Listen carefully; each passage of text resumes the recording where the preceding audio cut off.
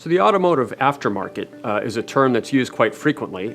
It refers to everything that might happen to a vehicle after it is sold. So how it is serviced, the parts that are used, how it is maintained, and it can comprise things such as OEM dealerships, independent repair shops. It also comprises work you might do in your garage.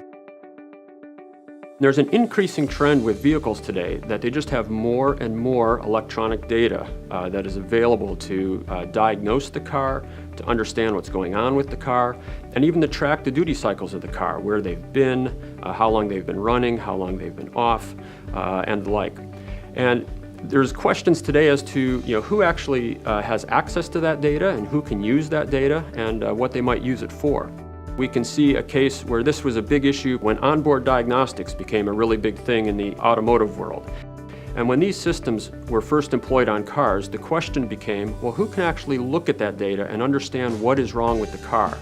And in early days, perhaps you would always have to take that car to the OEM dealership because they were the only ones who had the scan tools which could access that data and tell you what was wrong with the car so you could get it repaired. Well, over time, those scan tools became much more readily available to the broader aftermarket world.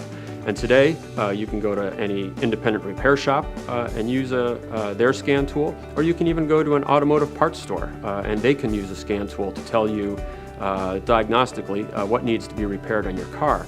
And as data becomes bigger and bigger on these vehicles, the question is coming up again about, well, who has access to the new breadth of data that is available?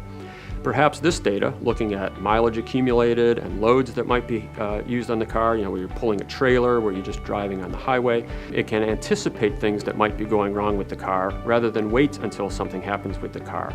And the question will emerge, well, who actually has access to this data and who can utilize this data? Will you once again be directed only towards an OEM dealership to have your work done?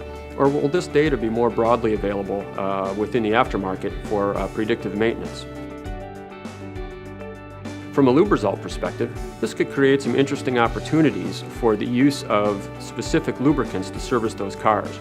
Because now, an automotive repair shop might have better information as to the duty cycles of the car.